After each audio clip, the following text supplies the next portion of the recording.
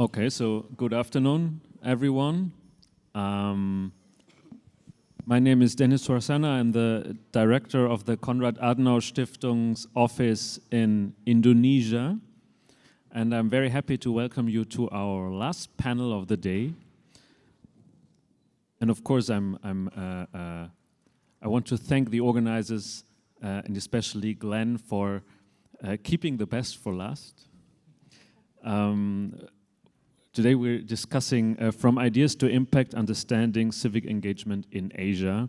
And indeed, I would say it's a very timely topic because civic engagement has indeed become more forceful and especially more visible in recent years and months in Asia. And just to name some of the more prominent examples, the many mass movements and mass demonstrations in the last couple of years around Asia, in Sri Lanka in 2022, Bangladesh, Nepal, just to mention some in South Asia, Thailand, and most recently Indonesia, Southeast Asia, Hong Kong, of course, and also South Korea in East Asia. But of course, civic engagement can also take the form, or even much more often take the form on a much smaller scale on an everyday basis. And still, most of these movements have something in common, have many similarities, especially concerning the role of the young generation, the young Gen Z. We have talked about them today a lot. So them being fed up with the old elites who are often corrupt, and they are seeing no future for themselves because of high youth unemployment, low wages, the high cost of living, and the diminishing opportunities to really found a family and build a life and a career. And of course, what comes with this and what really underscores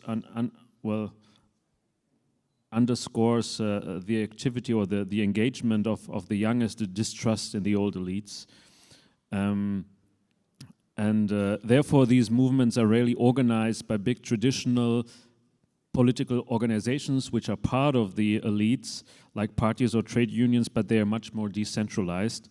So civic engagement nowadays is leveraging social media and pop culture to organize, coordinate, and inspire protest and political activism and action. However, I would say, while some of these civic movements succeeded, and we have some success stories on the panel today, many others failed to achieve lasting change for the better. And on this panel, we want to understand why this is the case, how such initiatives do take root, how to engage communities, especially the young and often apolitical, and how to ensure that there's a lasting impact of this civic engagement. So these are all difficult questions, and I'm very happy that I don't have to answer them myself. We have 4 very distinguished panelists, and I would just very briefly like to introduce them to you.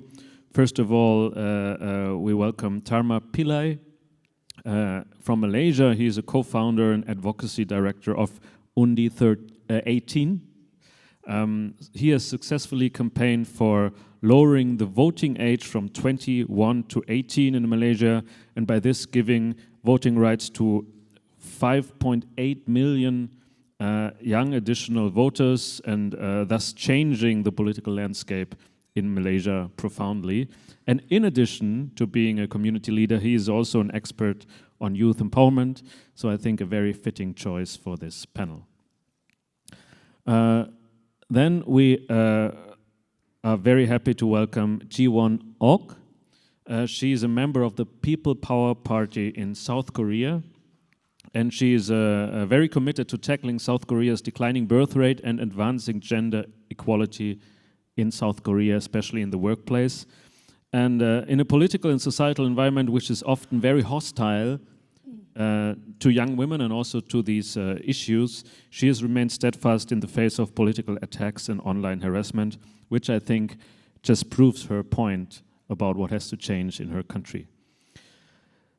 Third, I'm happy to welcome Voltaire Tupas. He's a journalist, media entrepreneur, and advocate from the Philippines, a co-founder and executive director of FYT, FYT, an independent media organization dedicated to public interest and solutions-driven journalism for youth and local audiences.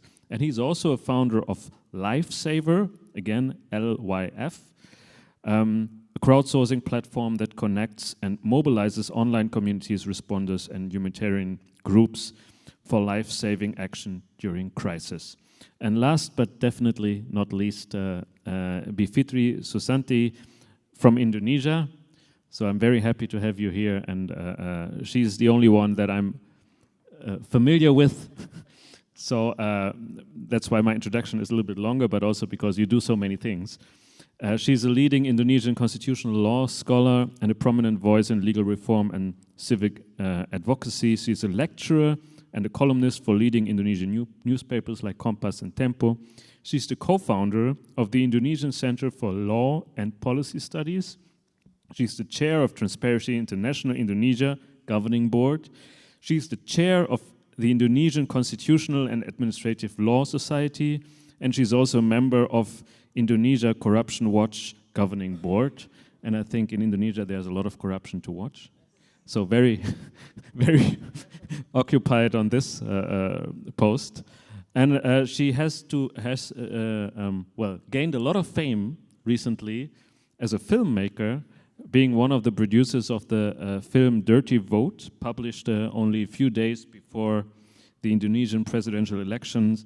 By this film, you exposed the corruption under the former government of President Jokowi.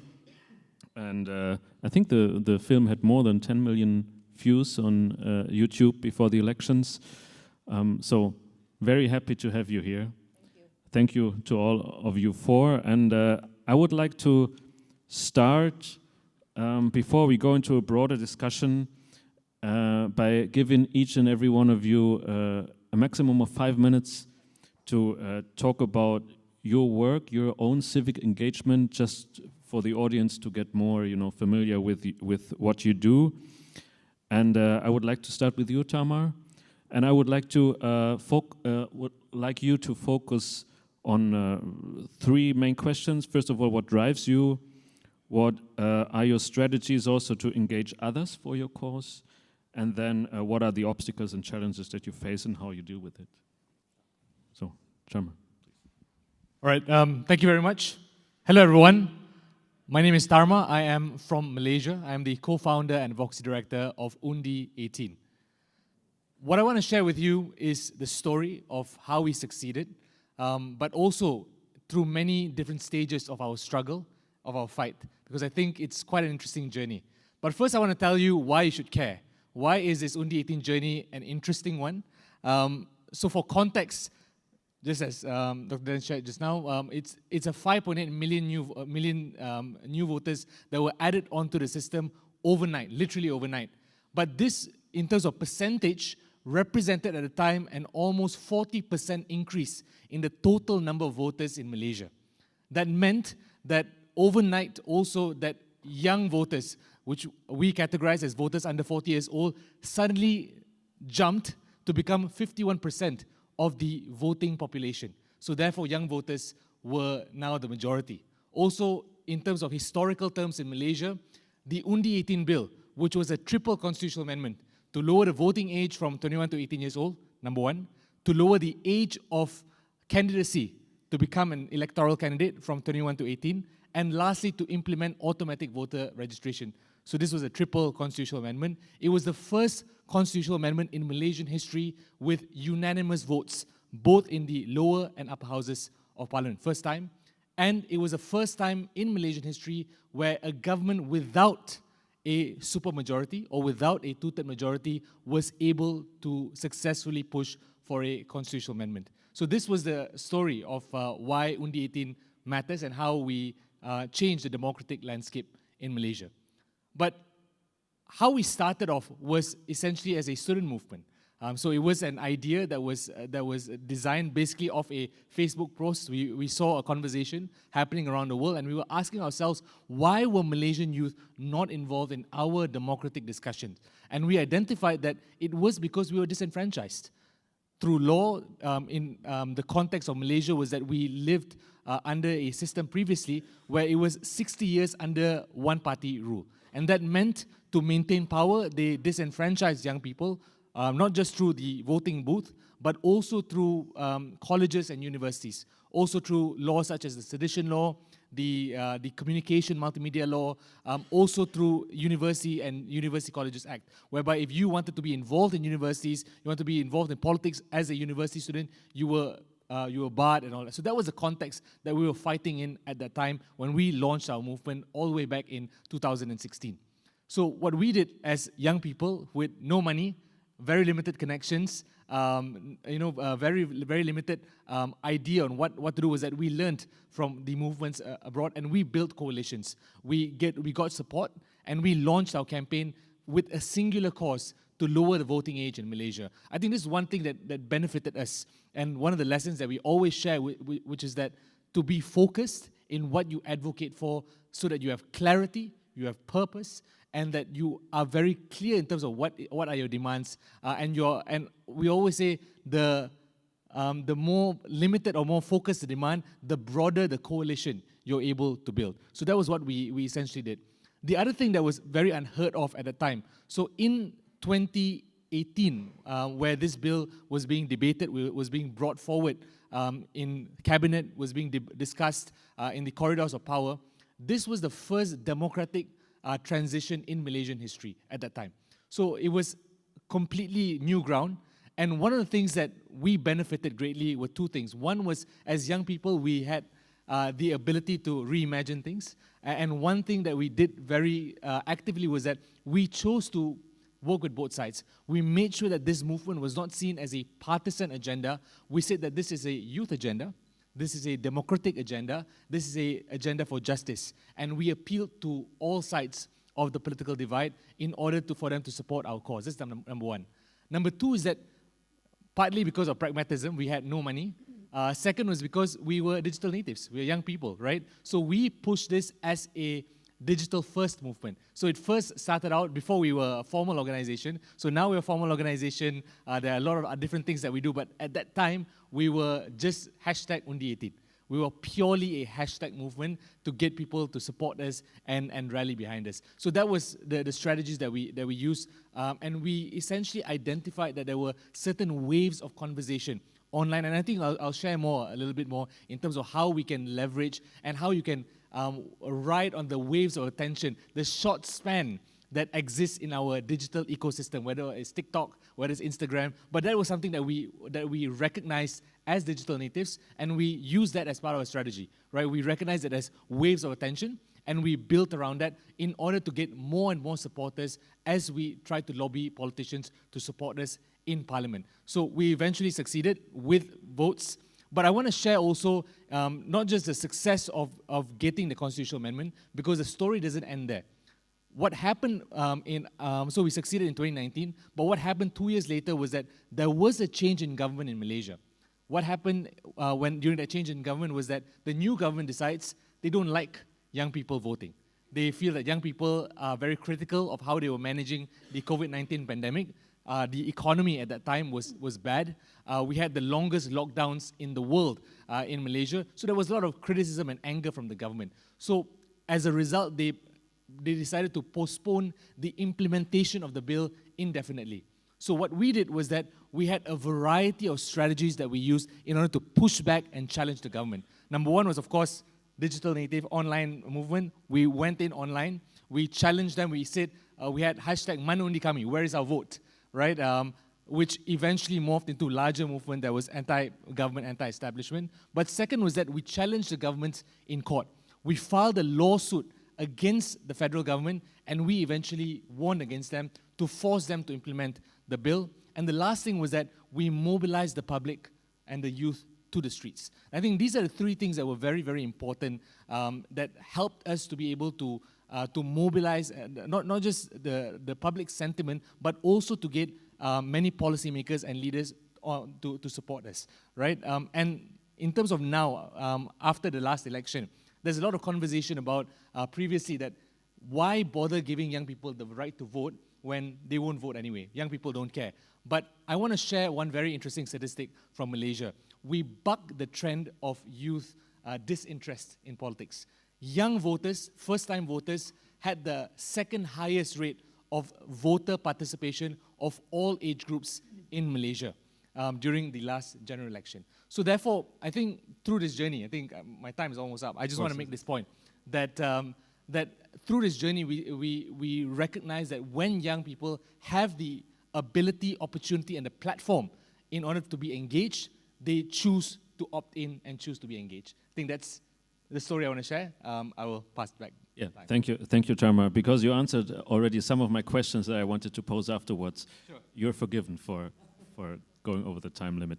Jiwon, you are a young woman who is politically engaged in a political content that is not really dominated by young women, and you're also advocating for gender equality. So I'm very interested in seeing what you're doing, how you're doing it, and what is driving you. Sure. Good afternoon. Thank you for having me. My name is Jiwon Ok. I'm a young politician in South Korea's People Power Party, the conservative opposition party. And I want to reflect on the recent Yoon martial law crisis that happened last December, where the youth, particularly young women, took down to the streets to defend democracy and protest against the authoritarian overreach. Regardless of political orientation, whether you are right or whether you're left, this phenomenon where young women came to protest in this scale is very rare in the world. And I wanted to kind of delve into why so many young women came down to protest against President Yoon.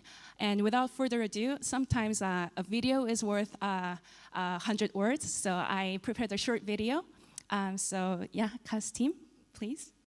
Parliament. Let's begin with that breaking news in South Korea. South Korea's parliament voting to impeach President Yoon Suk-yeol this morning. 외신들도 긴급 타전한 윤석열 대통령 탄핵 소추안 국회 가결 소식. 해외에선 올겨울 대한민국 정치 상황을 어떻게 바라보고 있을까요? Over the last few days, the streets of Seoul have resembled its concert arenas.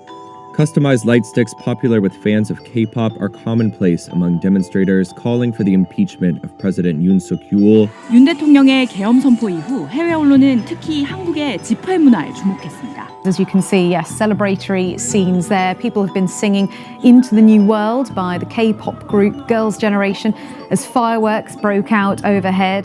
상대적으로 격렬한 해외 시위에 비해 한국 시위 문화를 흥겹고 유쾌하고 평화롭다고 평가했는데요. Also seeing in the center of our screen the live feed of just outside Parliament building in Seoul. People are hugging.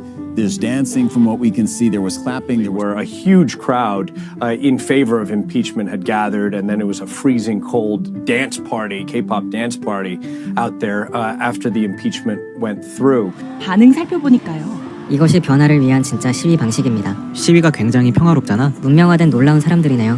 국회 윤 대통령 탄핵 소추안 가결에 대해 외신 기자들은 이런 의미. Yeah. So have you seen their faces and have you looked at the demographic of the people who came to the crowd?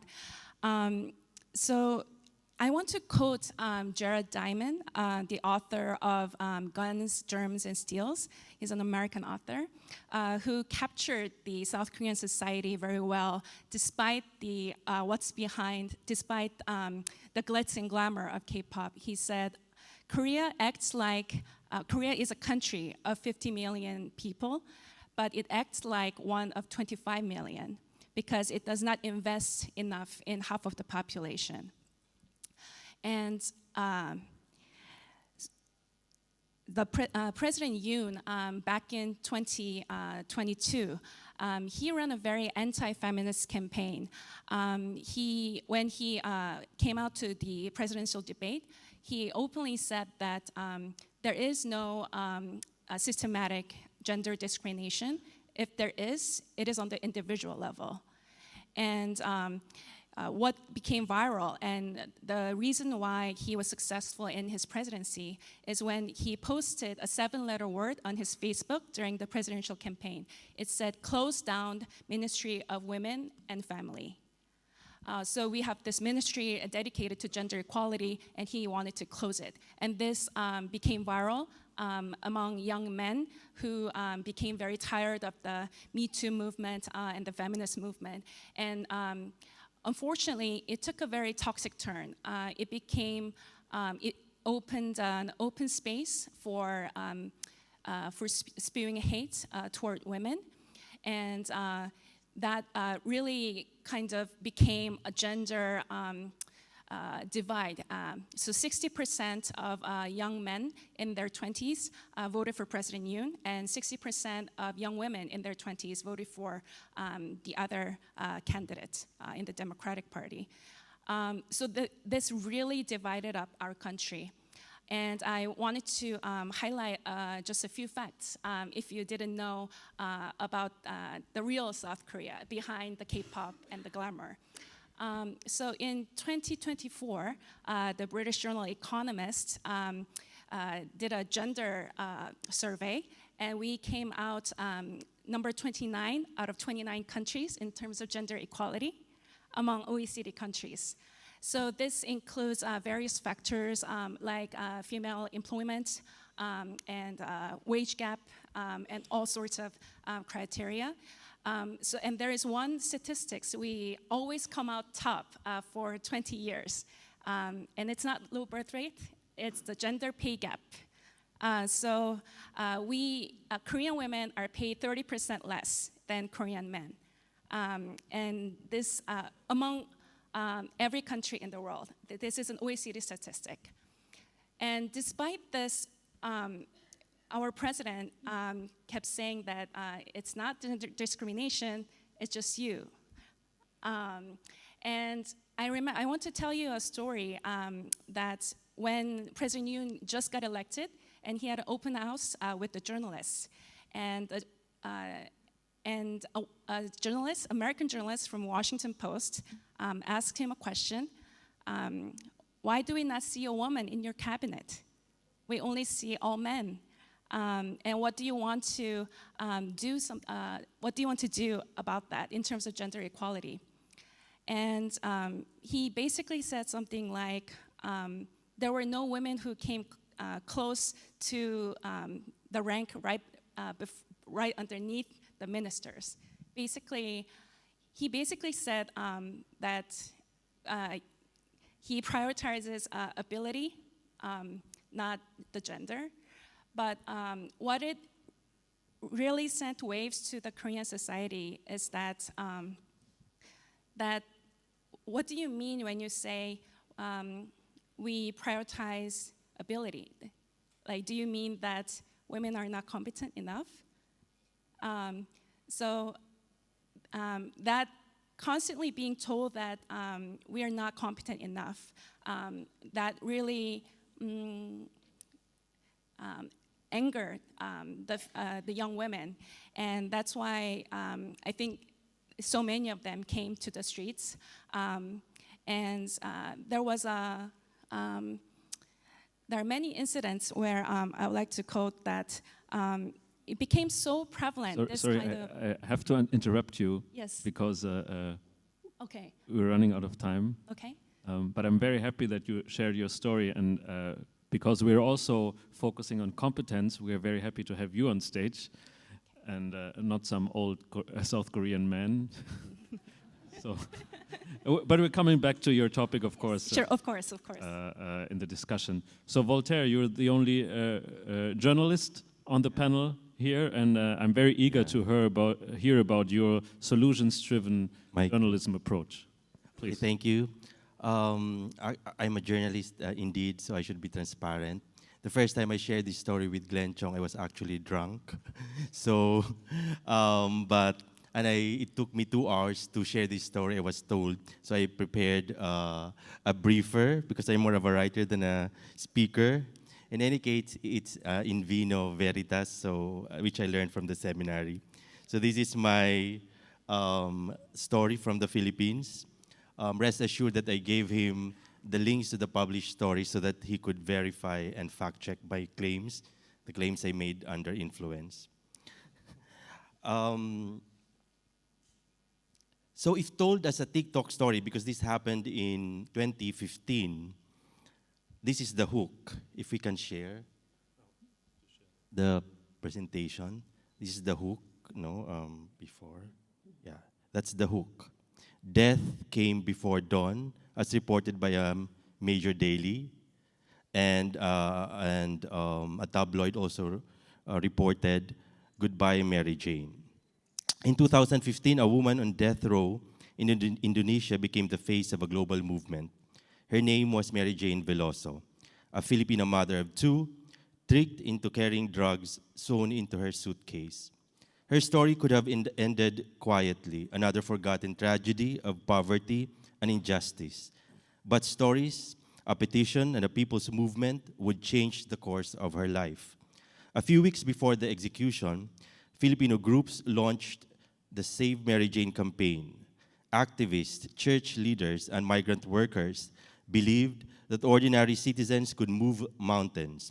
They created a petition on change.org. Complementing civic action with storytelling, what Move PH, Rappler Civic Engagement Arm, did was every time the keyword Mary Jane Veloso appears on a story article published on the website, a blurb pops, encouraging the reader to sign the petition. And my former boss, Maria Ressa, asked me, "Voltaire, would it work?" I told her, as long as we breathe, we hope, or something to that effect. I'm sure I ran out of English words in front of her. And then I talked to our tech team. How will we make that happen? Because, my job and my honor were at stake. Our API should talk to the API of change.org, they told me. What on earth is an API, I asked. It was 12 midnight, nobody replied. So I Googled, because there was no ChatGPT then, and reached out to the US HQ of change.org. A few days later, the signatures started coming in. From Manila to Portugal, Jakarta to Australia, more than 200,000 people and 127 countries joined the campaign. Their message to the Indonesian president, "Save Mary Jane." Just hours before the execution, an Indonesian migrant advocate we've contacted was invited to meet the president, President Joko Widodo himself. She told him about the global clamor as she presented the signatures. And for a moment, we were told that Jokowi went silent. And in that pause, that heartbeat between death and life, the world witnessed something profound. That empathy, amplified by technology, can move not only algorithms, but hearts, and perhaps even a president's decision. The Aquino government was negotiating with him at the time. Outside, crowds prayed and chanted. On Twitter, hashtag Save Mary Jane went viral. Angun, Jose Ramos Horta were among those who joined the conversation. Then came April 29, 2015. 8 death row inmates were lined up for execution. Mary Jane was 9th. At the last minute, a phone call came through. Indonesia granted her a temporary reprieve so she could testify against her traffickers. The world erupted. Hashtag Mary Jane Lives trended. The story shaped my own journey as a journalist who believes that stories can change lives and communities. I began in development work, serving indigenous peoples groups that believed in people power. As I entered journalism, I saw how technology could extend that power, how storytelling, when grounded in people's needs and realities, could rebuild trust and mobilize change. A decade after, at FIGHT, an independent media organization in the Philippines I co-founded with other young journalists, we create stories, programs, and even platforms around the user needs approach. Because journalism is not just about what we want to say, but what our audiences need to know, understand, and do.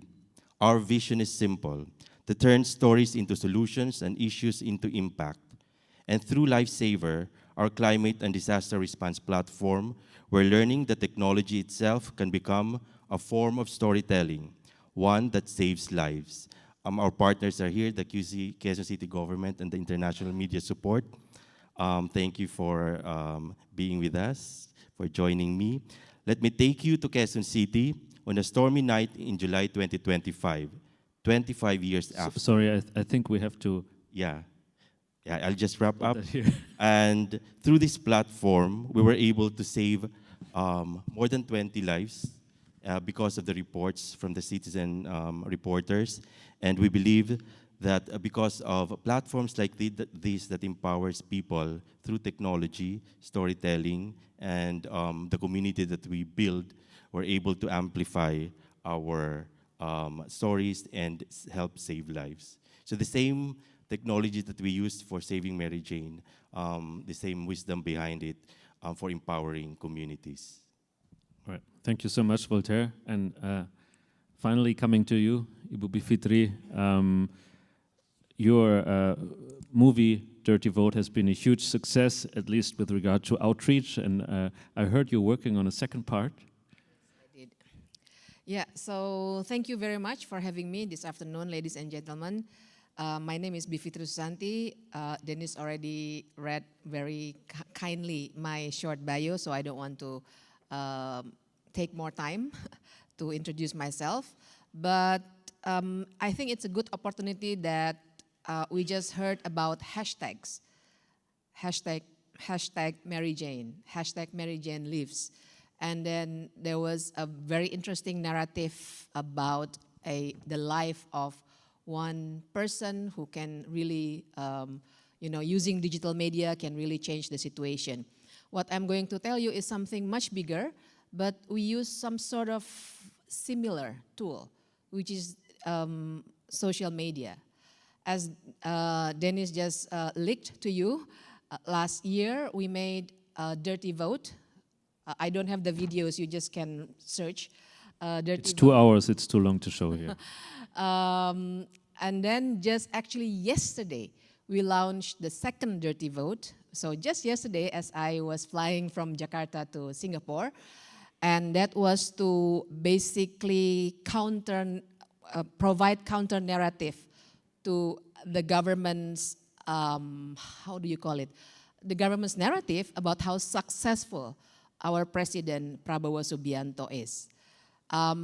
But I'm not going to tell you in so much detail about that. What I'm going to tell you is the hashtags that in Indonesia, have been used these past years. We have hashtag reformasi di korupsi, for example, reform corrupted in 2019. I guess that's when we really started to use hashtags really intensively. And then we have hashtag Indonesia Gelap, Dark Indonesia, or Indonesia in Dark Age. And then we have hashtag Peringatan Darurat, or Urgent Warning last year. And the last one was actually just this August. The hashtag is actually Bubarkan DPR, which means dismiss the parliament. But what is also similar to other movements in Asia, I would say probably Southeast Asia, is the flag, the Jolly Roger flag from the One Piece anime, if you probably have noticed by now, because it's everywhere in Nepal, in Madagascar, in Peru, even in France. So the story is really about mobilizing social movement. And I will tell you later on about the detail, the challenges and all that. But I would like to highlight the fact that indeed digital activism is one thing. But in this session, we should actually talk about the impact, as Dennis actually, an important question posed by Dennis in the beginning. Lasting impact. Do they have lasting impact? Because civic engagement is one thing, but do we want to have engagement only or the impact? Because I have told you about many hashtags that we have been using in Indonesia and Jolly Roger flag and everything. But where are we now in Indonesia? That's really something that we need to discuss, because we still need to develop offline activism, I would say. Indeed, in Indonesia, online activism is important. Just to give you some numbers, we have 143 million YouTube users, for example. That's 50.2% of Indonesia's population. We have 103 million Instagram users and 108 million TikTok users. So it is important, but yeah, we started to really think about offline engagement as well. Not that we leave online, social media, but also offline activism. But the problem is then we have to also analyze the character of the government. Because at this time, at this very moment, many of my friends, no less than 960 colleagues of mine are in detention centers because the government started to crack down all activism. So that's some, and the digital activism is really easy to be cracked down, unfortunately. They use law. I'm a lawyer myself, that's why I'm here to tell you what's going on. And they use also physical pressure, intimidation, and all that. So yeah, I will just, I stop here so we can have, more in-depth discussion about challenges. Thank you, Dennis. Yeah, thank you very much, Bifitri. It's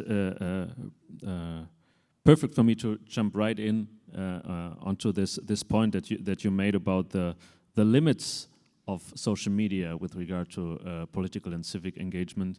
Because as you said, there are so many hashtags, there's so many young people following social media. You had more than 10 million views regarding your film, and it was the talk of all of Indonesia the days before the elections, but then Prabowo got 59%. So why is that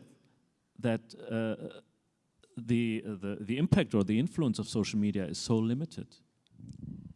I guess it's really contextual in the Indonesian historical context. We have, for example, I would say we should go back to Indonesia's history under Suharto's authoritarian regime before 1998, which actually resulted in the very passive society.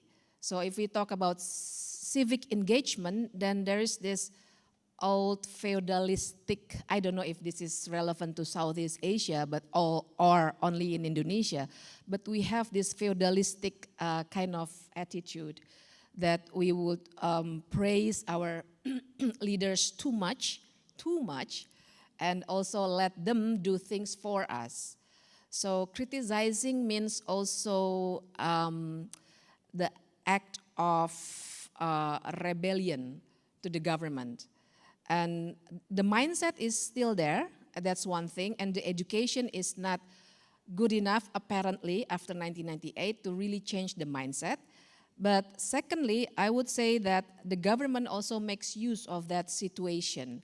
So for many years, we have been told that civic engagement or political participation is only to go to the voting booths to vote, that's all.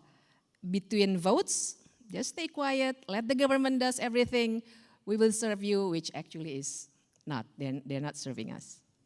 So Dharma, you're the expert on youth empowerment, and we just heard that social media, we talked about social media the whole day, and how important it is and how powerful it is. But at the same time, we just heard about the limits of social media, and of course, scrolling and liking and sharing TikTok and Instagram is not really civic engagement. So, what can we do to really get young people to become engaged in the real world? So get them away from their phones and get them being engaged in the real world, caring about things, organizing people, advocating, engaging stakeholders, building communities and organizations. So what should we do?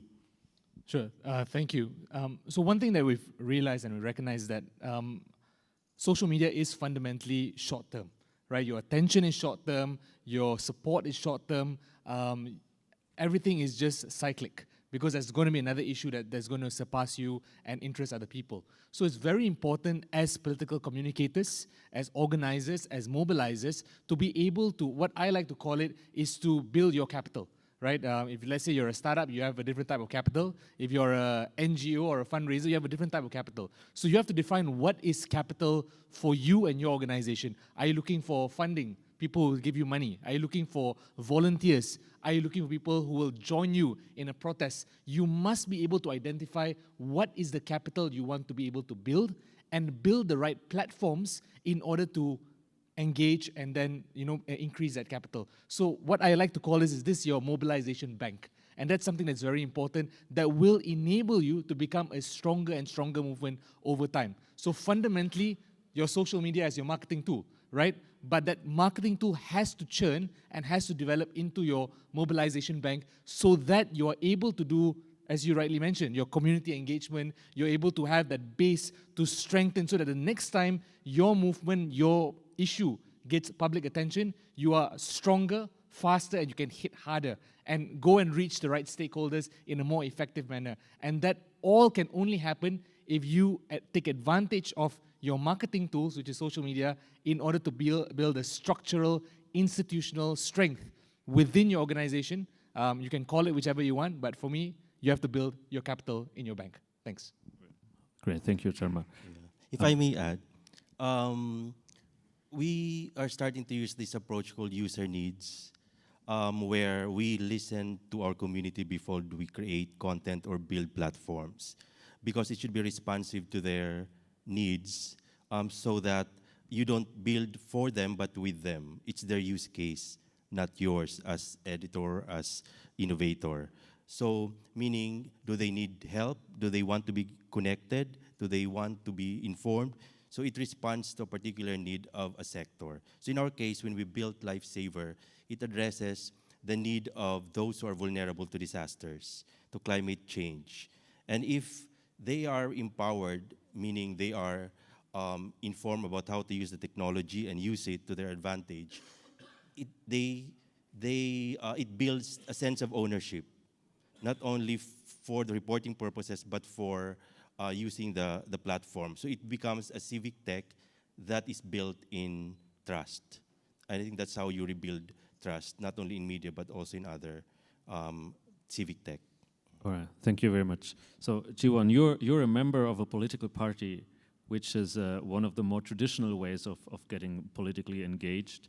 And you're also a young woman. And what we know is that less and less young people are becoming members of parties and getting really politically engaged in parties. So what do you do to attract young people to your party, and especially young women, in an environment that you're facing politically? That's a very good question. And what I've learned over the years is that I need to diversify my social media channels. So for example, I don't know about other parts of Asia, but at least in our party, in the conservative circle, we use Facebook as our main medium. We actually don't use Twitter a lot. Twitter in Korea is associated usually with very progressive women. So our party almost exclusively use Facebook. So I've been using that platform a lot to express my political opinion, but then I would get attacked by all these young men who say I'm a feminist and blah, blah, blah. So I actually recently started kind of changing up my pattern. So I created a Twitter account, and I started having like a couple of hundred followers. I only recently started, and then by some magic algorithm, I suddenly like one of my posts like hit like 500,000 views, and I started having like young women followers who are not necessarily from PPP, but who still agree with my agenda. And I think that it's really important to really diversify your audience. If you're not necessarily the most successful in one channel, then maybe you can diversify and find your close allies. And yeah, I think it's important to kind of be creative and be smart about it. Yeah, thank you very much. So we're always coming back to social media and the power it has, but of course also the limits. As we don't have much time left, I would like to open, of course, the discussion to the floor. And you know the game. There's a microphone somewhere, and please introduce yourself and your affiliation and make it quick, please. Okay, my name is Evan, I'm from Indonesia. So in many countries, people now turn into social media for justice. In Indonesia, this trend is called viral enforcement, where a case only gets solved after it becomes viral online. So people say, please do your magic Twitter or TikTok, hoping the netizen will pressure authorities to act. Similar thing happened in Philippines and Thailand, where online outrage expose injustice but rarely leads to deeper reform. This show the power of digital civic engagement, but also its limits. So my question is, how can we, as a citizen, NGO, politician, government, turn the viral movement into long-term action that bring real reform, not a just quick response to single case? Thank you. If you want to answer, but are we going to collect questions or just directly answer? I think we can just directly answer, if that's okay. Okay, sure, that's really the case. It's always case by case. It's no viral, no justice, ladies and gentlemen. That's how we call it in Indonesia.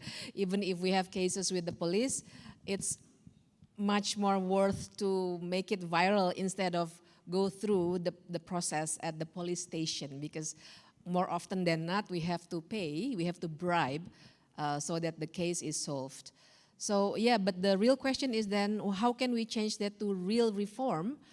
Yeah, so I guess that's exactly the point that I want to discuss with all of you here, that I'm very much influenced by this book that I just read by Vincent Bevins called If We Burn.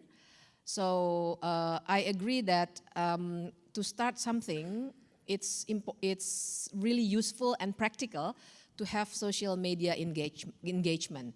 But that's just a start, because then we have to really work on organizing. Because social movement, if we look at the literature on social movement, we learn that there are some aspects that we have to build in order to reach the point where we can really have a real impact. So I guess the social media is just a start for us to start the discussion offline and online, to then make a more structured movement to push for the reform. Yeah. Thank you. In our case, in the Philippines, for instance, I was a product of a movement that ousted a regime. And we realized during my youth that we're only good at, I was saying, euphoric moments, hypes, big political movements. And then after ousting a regime, everything is back to normal. So institution building is really a limitation, a weakness among generations. What we learned in building platforms is to create platforms that empower them in the process. Like for instance, Lifesaver is for crisis situations, but the technology can be used for crowdsourcing, not only reports for rescue response, but also listening to the people, their solutions. What can they contribute in the process, and you maximize spaces where collaborations can thrive between and among stakeholders. In our case, government, civil society, and the young people who are using the technology. So you transform these platforms into more useful tools for engagement, not only during major political crises. So it becomes part of institution building. But in the long run, because even social media now with AI can be gamified and manipulated, there always has to be a community that uses these platforms. And so you organize. I'm still old school. You organize people, because at the end of the day, that's the reflection of true people power and civic engagement. Okay, thank you. Hi, my name is Rishika. I come from Mumbai, India. So there is a lot of discussion about how democracy is actually more for participation compared to performance. And most of the civic actions that are taken specifically in our country, I'm currently from the opposition party in India, lands up only as protests. Once in a while, a viral thread online could turn into something. But 95% energy of civil protests are just a protest, people getting beaten up or whatever, and that's about it. What do you guys think will bridge the gap between voice and actual real value of the voice that is being raised on a daily basis? Maybe I can take that quickly. So when I was protesting against the government in Malaysia actively, essentially the government really disliked me. They sent police to send me a warrant to be called up for investigation. I was called up over 10 times in the space of 10 years. I was investigated under 4 different criminal laws. So the government didn't like me, right? Because essentially our demands morphed from asking to lower the voting age, and then it became bring down the government. So they didn't like me. But I think one thing that we did effectively was that, and why we were able to succeed, was that we still maintain different opportunities or different methods for communication and to push our demands. So which means that we did not feel that just because we are protesting against you on the streets and we are angry at you and we curse you on the streets, that does not mean the next day I can't meet you, right? It is granted, it's a bit hypocritical sometimes, right? Some may say that's hypocritical, some may say that's not the right way, but for me, I think there is a way for you to protest as hard as you want one day, and the next day you go and meet them and push your demands. I think that's something that activists and advocates must be able to have the discipline and also the realization of this is how power works, right? So sometimes I always say it's not just enough to speak to power, right? It's not just enough to just shout. It's also to understand how does power work, right? How the institutions work, who do you have to engage with, and not be afraid to shout sometimes, but also to listen, but also to speak, and also to discuss. So I think you must be able to have that balance. Of course, I recognize it's not always doable in all cases. Sometimes government just wants to shut you off, right? But I do think that if such avenues exist, then use that platforms. Or another thing I want to share is that create your own platforms. So when we had an issue also where there was a government shutdown, they shut down parliament with the excuse of COVID-19, but because the government felt they did not have legitimacy. So what we did was that at that time the government did not want to listen to anyone. What we did was we developed an alternative method to share our voice. So we created a digital parliament system during the COVID-19 pandemic, right? So we created an alternative way to shame the government. So I think either one, you create an alternative platform to challenge and get your voices heard anyway, or the second thing is you go and if you have opportunities, go and meet and go and argue your case while still protesting. So I think always my argument is that do everything and don't limit yourself to only one method. Thank you, Chairman. Bifitri. Yes, how to bridge the participation. I would say 3 things. First is to have follow-up discussions. You can have it online or offline. Online, we heard what happened in Nepal, for example, with Discord and all that, that's fine. But we can also learn that at the end of the day, in big, governments with authoritarianism character, at the end of the day, you have to go protesting in the streets. That's what happened, right? In Nepal, in Madagascar, in Peru, and elsewhere. So, but please do continue with discussions. We call it civic education. We still need that in Indonesia. And then secondly, help with networking, coalition among the civil society, and as well as with the political party. Probably in your case, you're from the opposition party, but in Indonesia, with the presidential system with a multi-party system, it's really challenging. We now don't have opposition in our presidential system. So there's no connection whatsoever. This is also what I have been thinking lately. There's no connection whatsoever between people, protesting in the grassroots and the high-up elite in the political system. And this is something that we also have to develop to change the case-by-case protest into real reform. And thirdly, I would say we have to have safety trainings, digital as well as physical safety for many, civil society activists. I myself is always checking now after the dirty vote, the second dirty vote is out, I always check my social media accounts, for example. We have special measures to protect our social media accounts. But that's one thing that is also lacking, I learned, lacking in our, activists, communities and NGOs. Yeah. If I may add, I realized that because social media is designed to amplify strong emotions to go viral, sometimes the youth is instantly agitated. I think the challenge now is not only to agitate the youth, but also to equip them with skills and the information to take up space, to engage in civic engagement, to enhance their political efficacy, and ultimately to wield power, how to wield power when it's their turn. Otherwise, it's just TikTok generation, burning and all. So I think that's the challenge for many stakeholders to empower the youth with platforms. Like in our case, we are building like a CRM for volunteers, how to equip them with the data they need for decision making in disasters and other cases. Okay, thank you. One more very quick question, but it has to be very quick. Okay, sir. Speak fast. Rod Lagusad from the Philippines.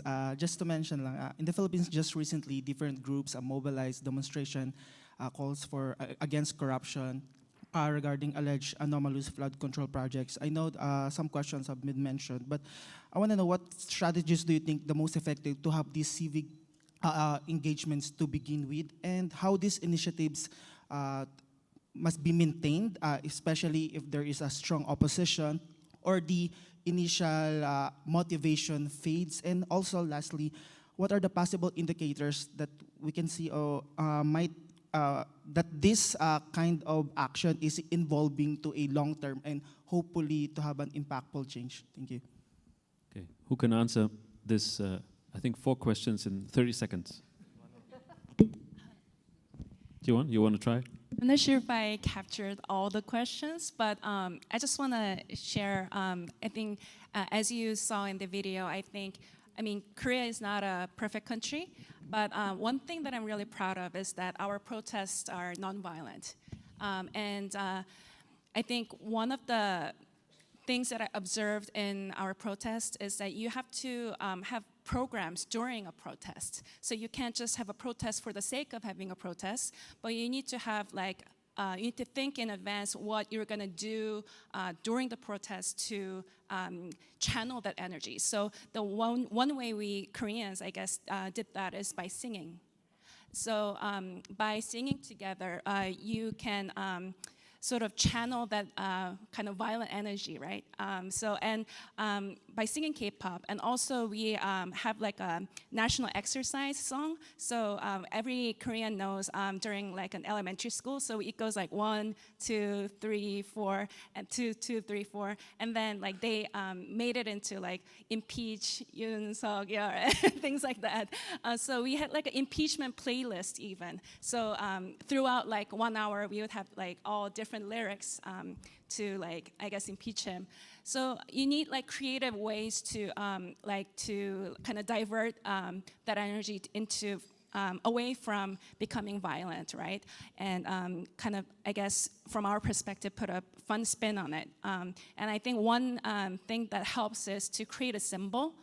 For us, 8 years ago when President Park was impeached, that was a candlelight. So everyone came out to the streets with a candlelight. It means we want to bring light from the darkness. And in this year, it was the light sticks, K-pop light sticks that all the girls have for fangirling. So I think thinking of creative ways to channel that energy and handling it safely is one way to think about. All right. Thank you so much, Siwon. Thank you so much to all of the very engaged panelists. Thank you so much to all of you. Round of applause to everyone.